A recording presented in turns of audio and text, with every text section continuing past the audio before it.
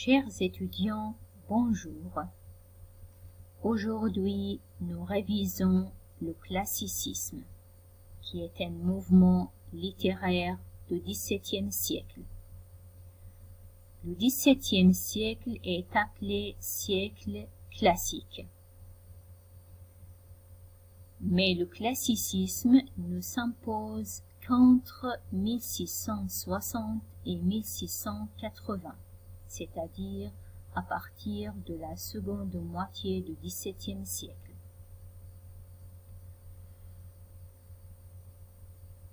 Ce qui caractérise ce siècle, c'est la recherche d'une vérité universelle, le culte des anciens, la clarté, la mesure et l'élégance de style.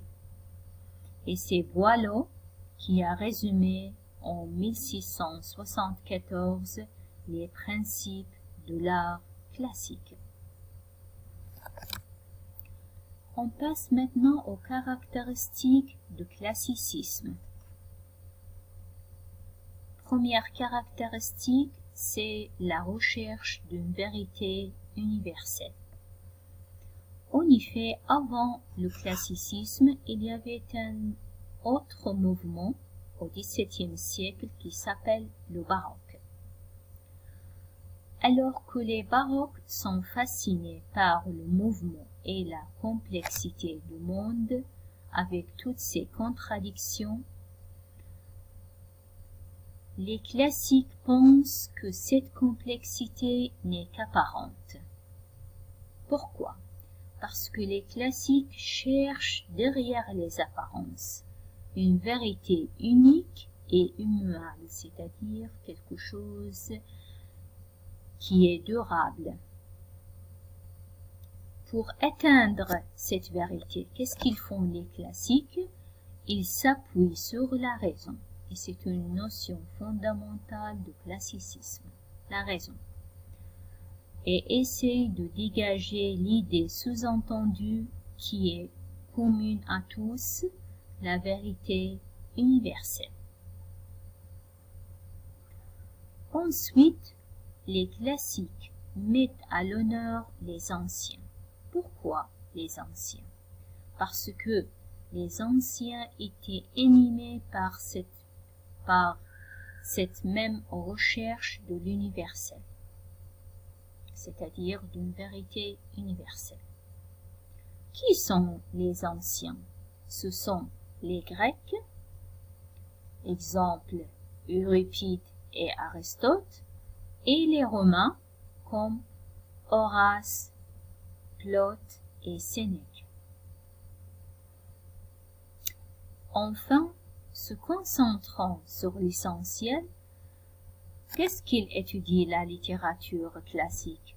La littérature étudie la nature profonde et universelle de l'homme, les mécanismes de sa vie psychologique, et de là viennent les nombreuses tournures générales, maximes, pensées et le style dépouillé.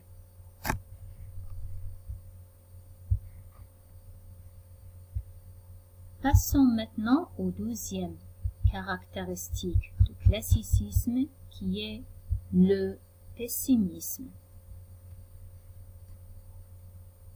Pourquoi les classiques sont-ils pessimistes?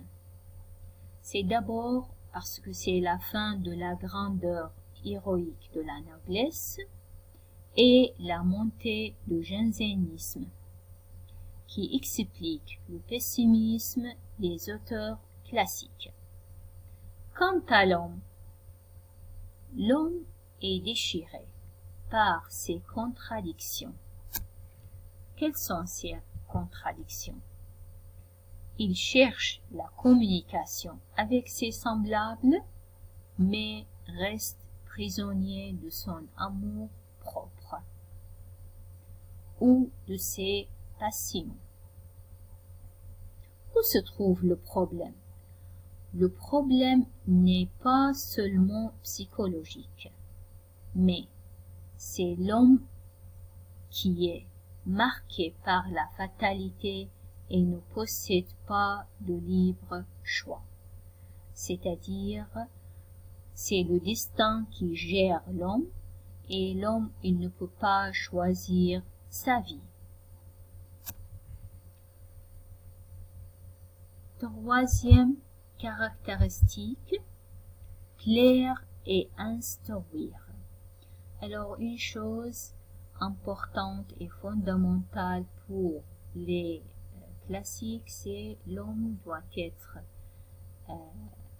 bien élevé et bien éduqué. Avec le développement de la cour et des salons, se définit l'idéal de l'honnête homme. Que veut dire l'honnête homme? Ou qui est l'honnête homme? C'est un parfait mondain qui fuit tous les excès et cultive l'art de plaire.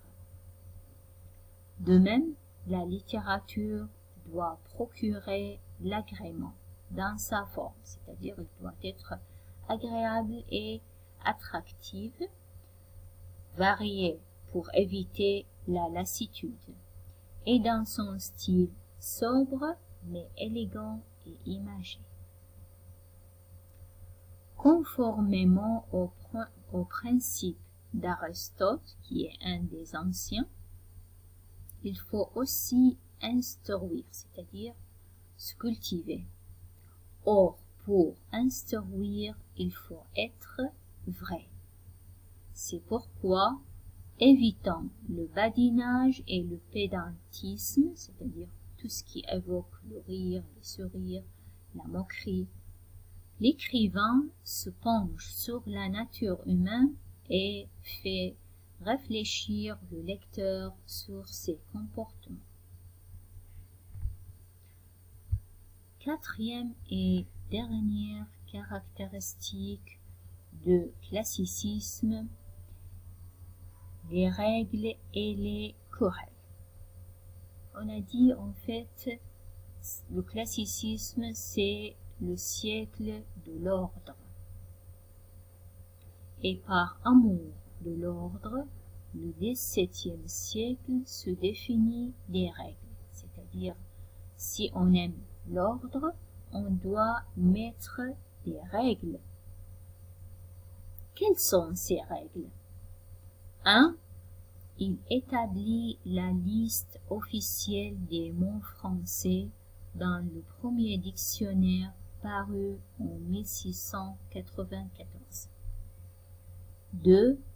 Malherbe et Vaugelas font apparaître l'idée d'un bon usage de la langue et mettent la grammaire à la mode. 3.